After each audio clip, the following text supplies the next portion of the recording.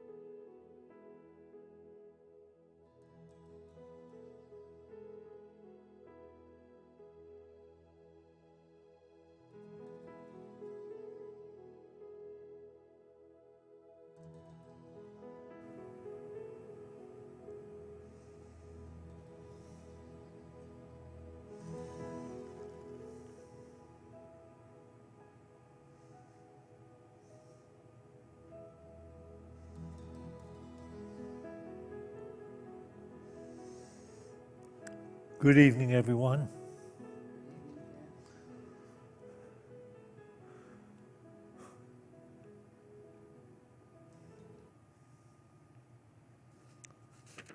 I want to begin by sharing this truth given by the Master at the Last Supper when he knew he was going to leave this world physically. Peace I leave with you, my peace I give to you, not as the world gives to you this peace, do I give you peace.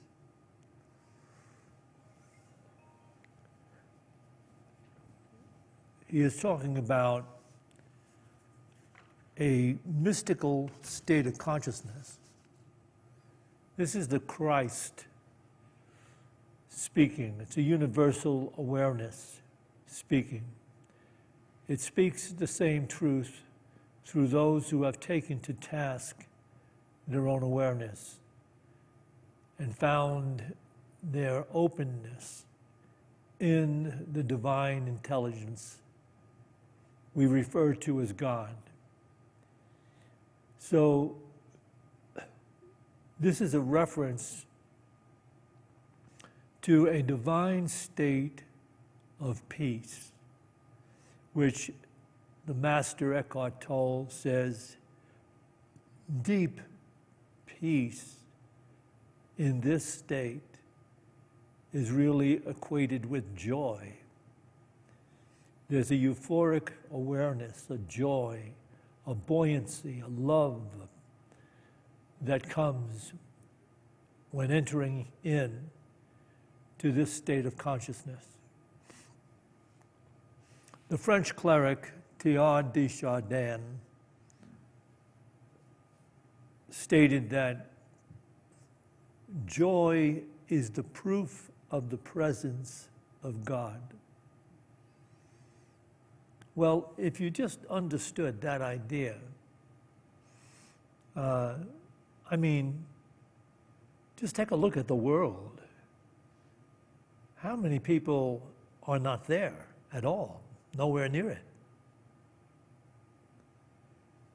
But that particular statement needs some edit. Joy is not the proof of the presence of God. Joy is the proof of the awareness of the presence of God. Because God is everywhere present. Whatever the conditions, the circumstances, the geographical location, the consciousness, the background, the culture, whatever it is, whatever it was, whatever it will become, there is in every given moment the possibility of being in God's presence, awareness.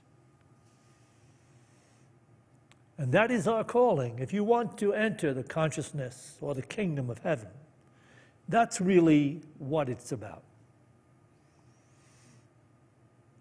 The reason why we don't have joy is because we're not aware of the presence of God in every moment, in every place, in every condition. We don't respond as divine beings. We don't respond as emissaries of divine consciousness.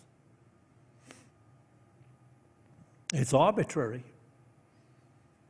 The world has become so steeped in the illusion of egocentric living that conflict is more or less the order of the experience most people have. Joy is not their calling, it's not their experience. So you can't have this mystical state of peace and joy unless you have come into the truth of one's own divine nature.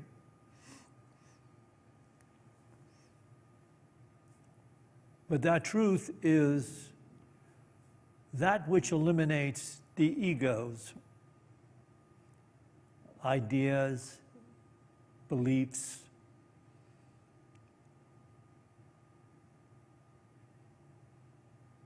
we become so used to operating in the thinking of the world, which is founded upon egocentric consciousness, that to enter into our divine state of awareness, the divine peace, the joy, the insight, the love, the expansion of just being in the miracle of life, that doesn't come to most people. The ego's presence and consciousness and the ideas that go with it, all illusions, by the way, they're all illusions, because every one of them promises you can pull it off. You can be smart enough, brave enough, rich enough, powerful enough, popular enough to be happy. And it's all lies.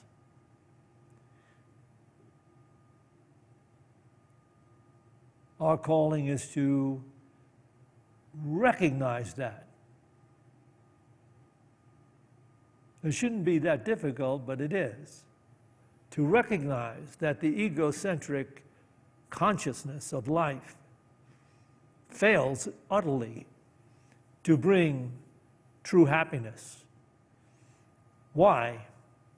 Because it cannot establish true peace. You can't have happiness without peace of mind. If that is true, if that's not true, then you should really get up right now and walk out of here.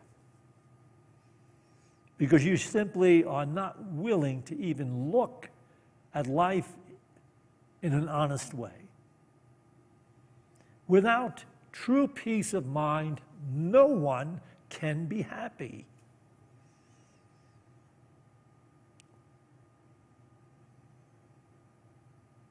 So peace is the measure of our spiritual development.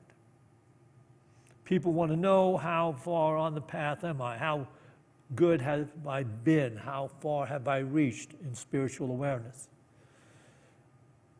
How peaceful are you? How much peace do you have, and how much peace do you bestow? Or are you still unconscious enough to be a problem, not only for yourself, but for all of those involved in relationships with you?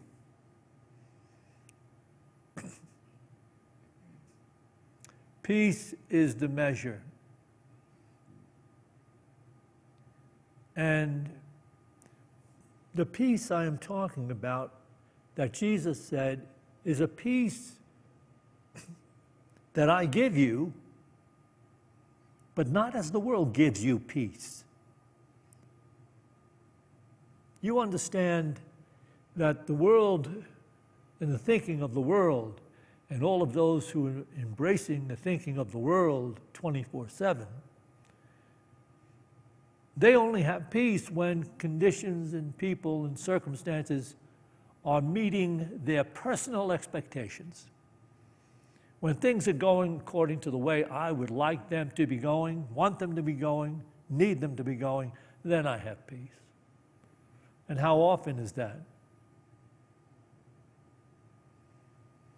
But the peace that this divine consciousness, represented by Jesus, who is simply a symbol of the Christ consciousness, that peace is not contingent upon people, conditions, and circumstances meeting your personal expectations. It's not. It's a peace that surpasses the understanding of the ego-centered thinking mind, because you have a peace when others would look at the conditions and circumstances and say, well, you shouldn't be having peace now. You shouldn't have that joy. You shouldn't have that insight. You shouldn't have that love. You shouldn't be able to be doing this with such joy. Because they're looking at the circumstances, and the world has taught you that your peace is determined upon whether or not circumstances fit your personal expectations, your personal desires, your personal point of view. That's it. You should get up and leave. You should get up and leave if you can't open honestly to the understanding of what is being shared right now. Because I am not leaving any open doors for speculation. Either one is seriously involved in taking to task his or her own awareness on this journey, or you're simply hanging out. And you're not going to get it just hanging out. You have to put into practice the principles that are offered for spiritual awakening. So no one has understanding unless he or she has true peace. No one. Course in Miracles says that directly. I'll share that with you from A Course in Miracles.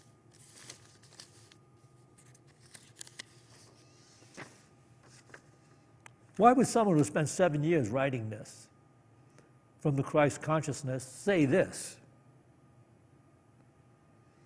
Think not you have understanding or that you understand anything until you pass the test of perfect peace. For peace and understanding go together and never can be found alone. Each brings the other with it, for it is the law of God. They be not separate. They are cause and effect, each to the other.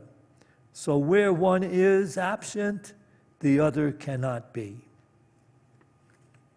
Think not you understand anything until you pass the test of perfect peace. For peace and understanding go together and can never be found alone.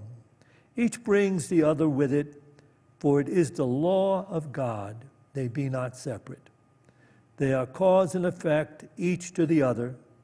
So where one is absent, the other cannot be.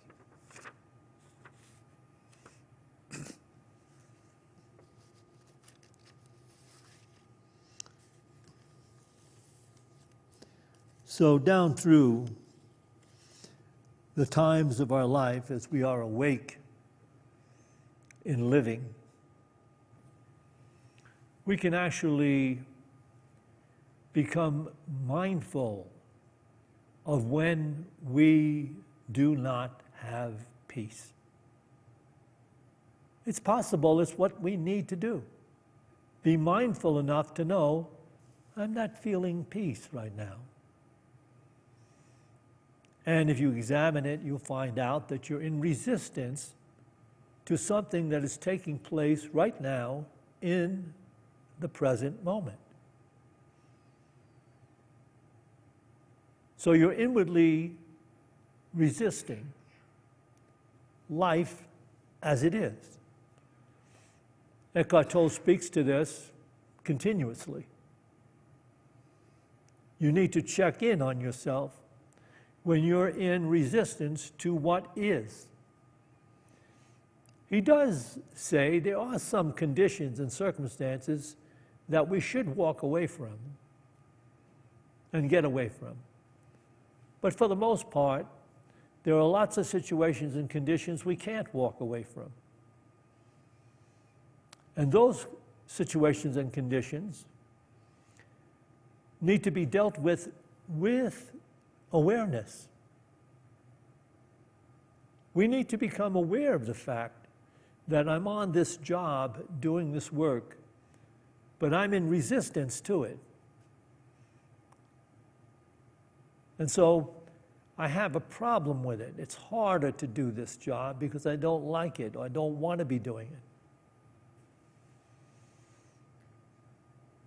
You see, that's how the truth could be understood in its best possible way. You know that when you are doing your favorite hobby or your favorite thing, or you're out and with someone and you're looking at the stars at night, or you get up for an early morning meditation and look at the sunrise and listen to the birds. Spring is springing up everywhere. And all is right, seemingly, with your world. And you have peace. You have deep peace. You're thankful.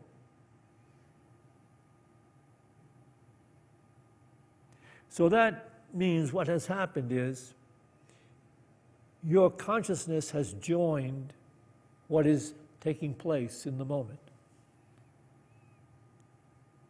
There has been no distance between your being and life. If you're writing something or doing a journal or doing your favorite hobby or doing some sculpture or doing pottery, whatever it is, and you get lost in it and you just lose the sense of time, you've become one with the process. You're no longer separate. It's not you doing something. That doing and you have become one. Now, when we're doing our favorite hobby or writing or journaling or doing whatever, or looking at the beautiful stars in the sky, etc., and we lose a sense of this ego-centered self that is so needy, we lose that sense. All's right for that moment. But to be a master is to be able to be in that consciousness when conditions and circumstances aren't meeting your personal point of view. So that the masters can actually transcend. They're not separate from what is taking place. They're simply flowing with it because they are one with it and there's no resistance to it. Just think that to yourself right now. Take those words into your consciousness. There is no resistance to it. Checking in, the masters find no resistance to whatever it is that they are called upon to do in any given moment, because this is the moment that life is. And that is the only moment in which anyone is alive.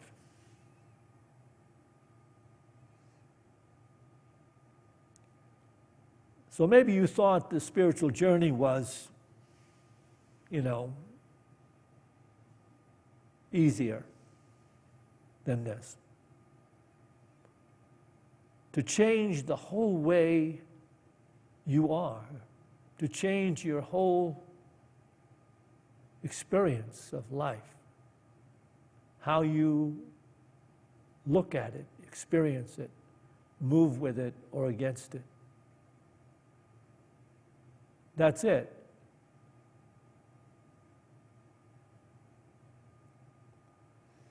Now, some people on the New Age spiritual journey will try to whisper sweet nothings into your ears, into your minds.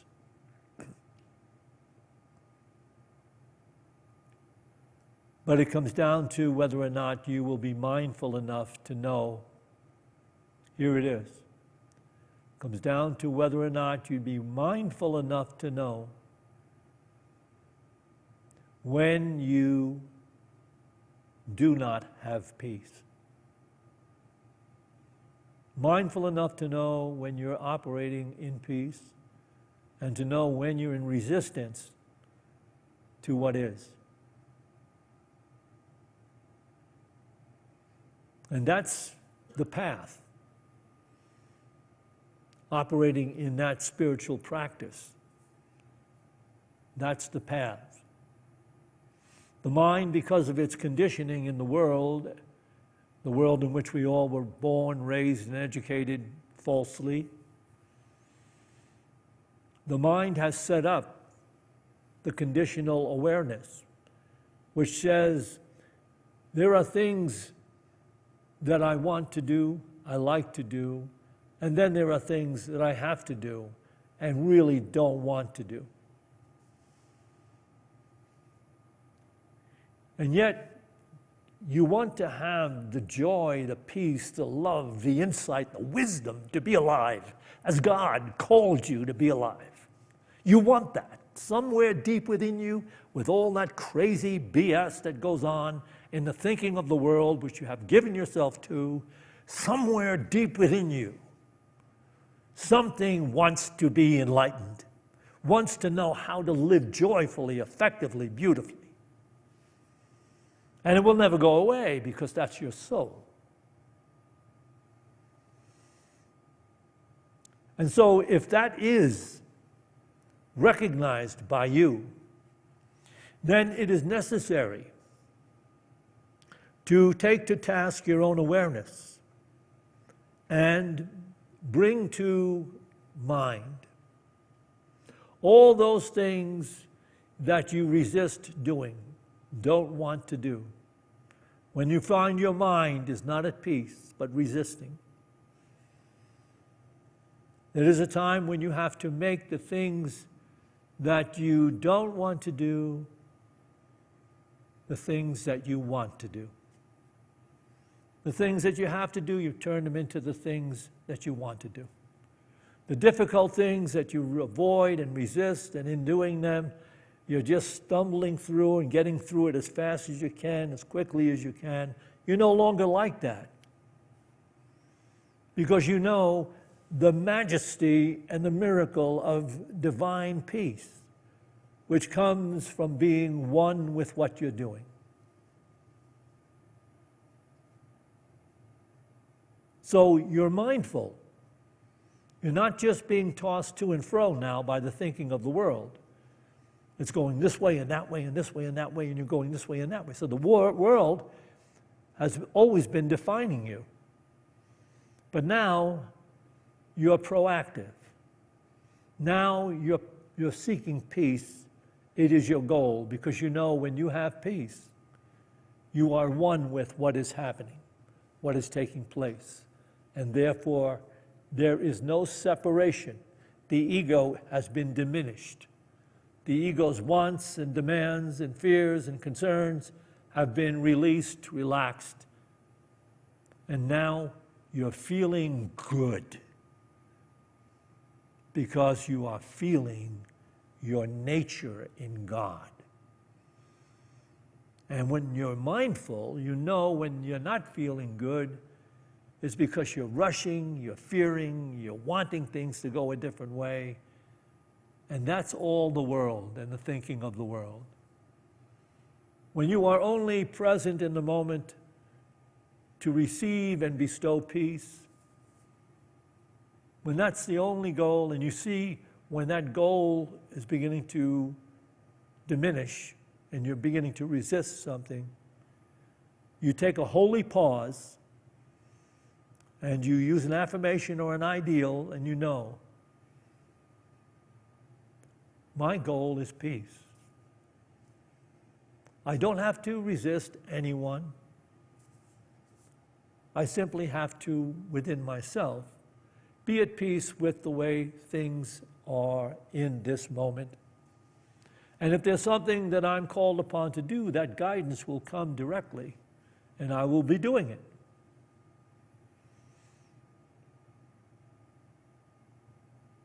So Eckhart Tolle speaks to this over and over again. We might as well hear from him. From his book, Stillness Speaks, page 66, paragraph 1. Can you detect even the slightest element within yourself of not wanting to be doing what you are doing? That is a denial of life. And so a truly successful outcome is not possible. If you can detect this within yourself, can you also drop it and be total in what you do? I'll read that again. Probably if you were left on a deserted island and you wanted to know what's life all about, you'd only need this. Here it is. Can you detect even the slightest element within yourself of not wanting to be doing what you are doing? That is a denial of life. And so a truly successful outcome is not possible. If you can detect this within yourself, can you also drop it and be total in what you do?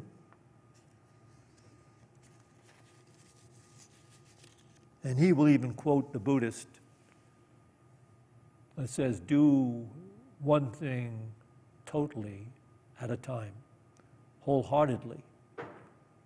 Do only one thing wholeheartedly at a time. Without your mind spinning out, I shouldn't have to be doing this. Somebody else should be doing this. Or all those people are just messing up the world.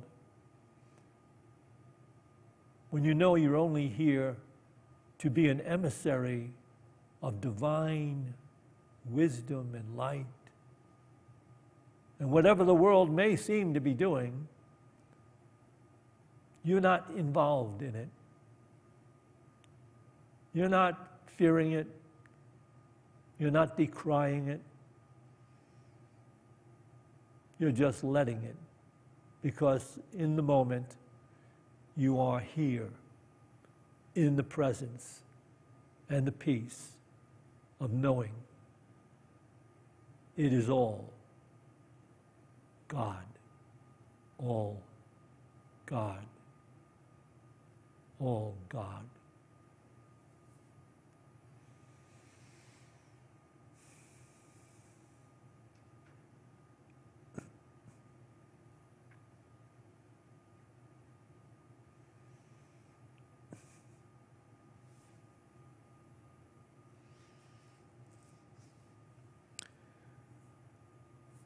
So, I guess the two things that we should really concentrate on is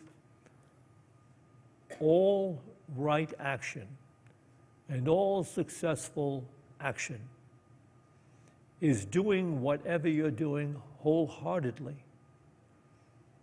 So you have decided that even the most difficult things that have to be done, which you may have been avoiding or resisting,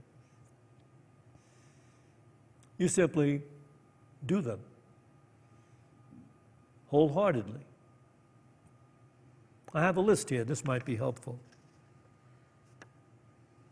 Whatever needs your attention, give your wholehearted attention to it. Whatever needs doing, do it wholeheartedly. Your work, whatever it is, do it wholeheartedly. Better even than you've ever done it before. When you have free time, relax wholeheartedly. Play wholeheartedly. Or play wholeheartedly with your pet or your children. Or hang out wholeheartedly with your friends. In short, wholehearted devotion to any of the above will help you transition from ego-centered isolation to magnanimous, open-hearted joy. Don't scrimp on giving to support and serving the goodness in life. Try this for 1 week and you'll stay with it forever.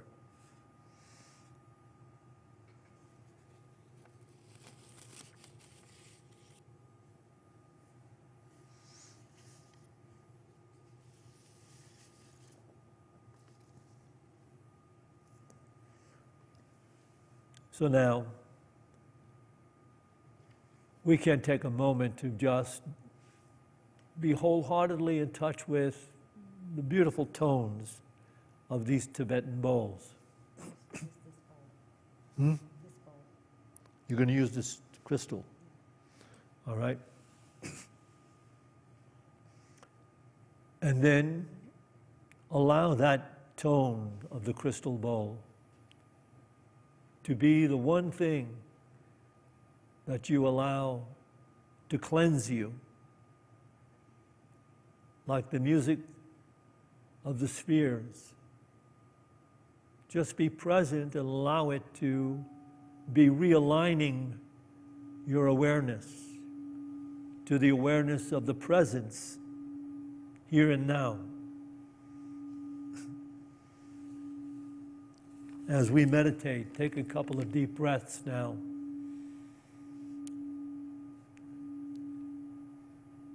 And consider this.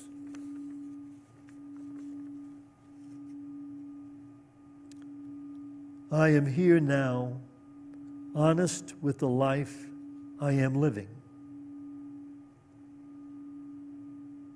choosing peace, letting inner resistance go. As I accept what there is to accept and do what there is to do, I am one with what needs to be done. And now the mystical peace and joy are mine. I am here now, honest with the life I am living, choosing peace, letting inner resistance go. As I accept what there is to accept and do what there is to do, I am one with what needs to be done. And now the mystical peace and joy are mine.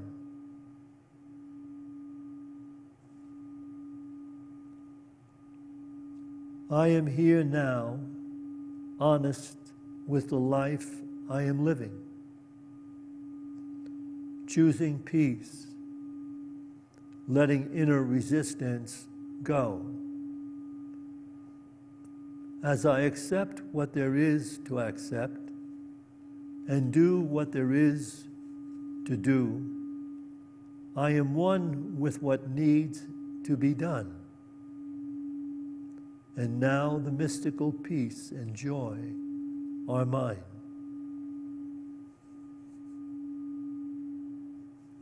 And now the mystical peace and joy are here in this peaceful moment. Here now in this peaceful moment. Here now in this peaceful moment.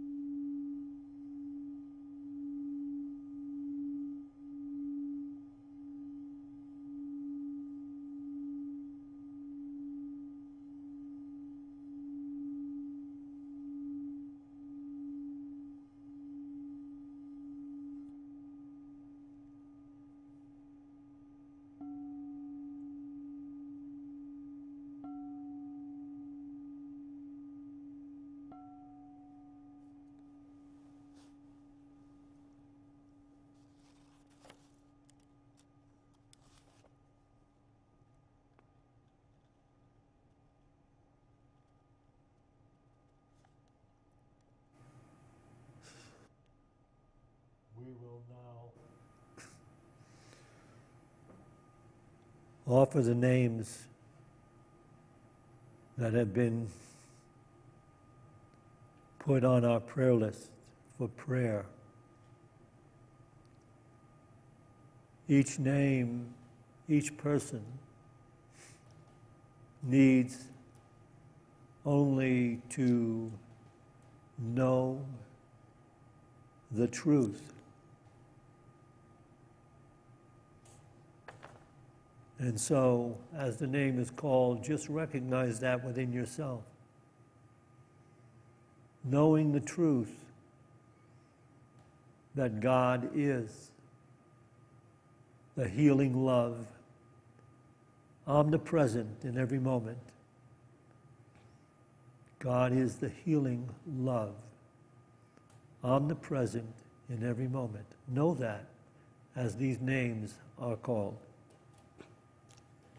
Joey Milne, Tim Milne, Casey Milne, the Milne family, Marche and Brett, Wayne Bartlett, Val Smith, Tara Polo, Elisa Herberts, Lee, Monica, Maddie Abbott, Riley McTaggart, Marty Walsh, Forrest and Fatima, Azalin, Tony, Christine, Gilles, Harvey, Chester, Petra, Eris, Sue H., Big Boy Kitty, Latiki R., her son and his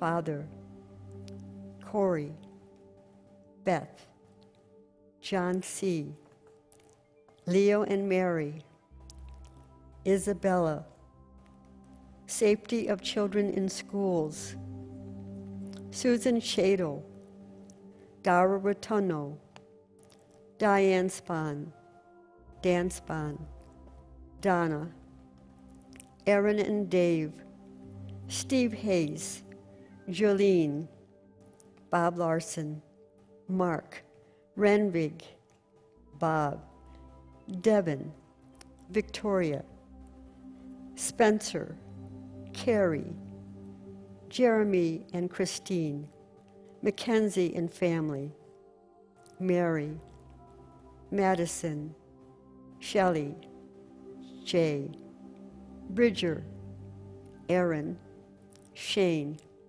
Kristen, Shane, Riley, Jackson, Barbara, Tom, Lindsay, Sandy Spahn, Ryan and Rachel, Emery Lynn, Jay, Santisha, Jenna, Gina, Amron, Beverly Murphy, Diane Marie Spahn, Sandy Bigtree, Daniel Ketta Spahn, Michael Spahn, Leland Miles Noble, Roger Petrie, Lori Martell, Susan King, Susan Shadle, Zoe and Ryan, Chair, Tyler and Josie, Lori Thompson, Dinah and Michael, Katernia, the Unity Choir, Chris Denon and wife. You can call out a name at this time if you would like to do so.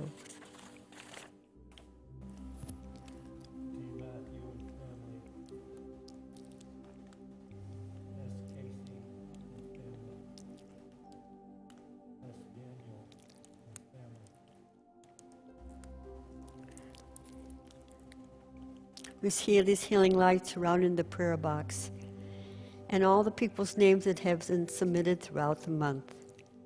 We see them healed physically, mentally, and spiritually.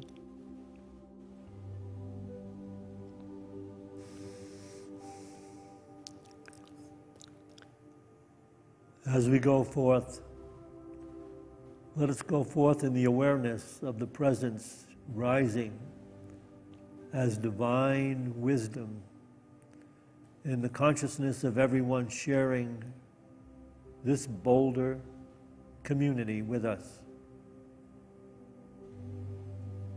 And this consciousness of wisdom, love, and peace rising in the consciousness of everyone sharing the state of Colorado with us. And this awareness of the divine calling rising in the consciousness of everyone sharing these United States of America with us. And this divine awakening happening in the consciousness of everyone, in every continent, in every nation, in every culture, in every place on planet Earth, and it bringing forth that great harmony, healing, and peace. As we pray, the light of God surrounds us. The love of God enfolds us. The power of God protects us. The presence of God watches over us. Wherever we are, God is, and God is love. To this we say, Amen.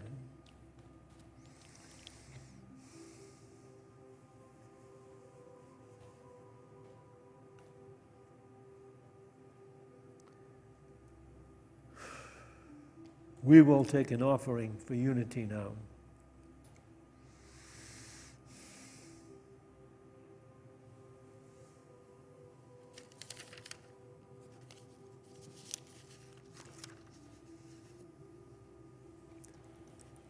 Those of you that are watching live stream, you can stroll down to the place that says donate and make a donation to Unity of Boulder.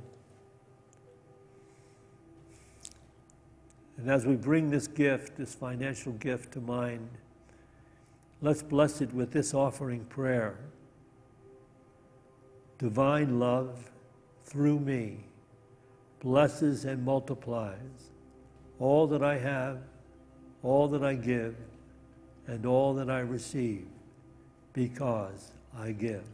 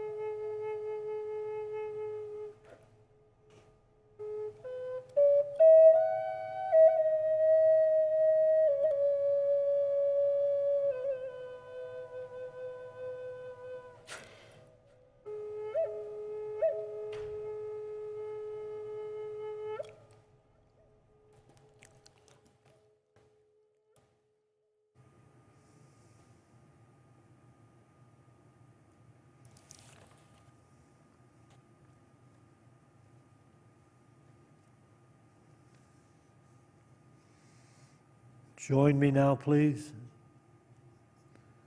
We dedicate this tithe to the will and the work of the Spirit of truth, the Spirit available to each of us, the Spirit that joins all of us. We dedicate this tithe to the victory of the Spirit of truth. Amen.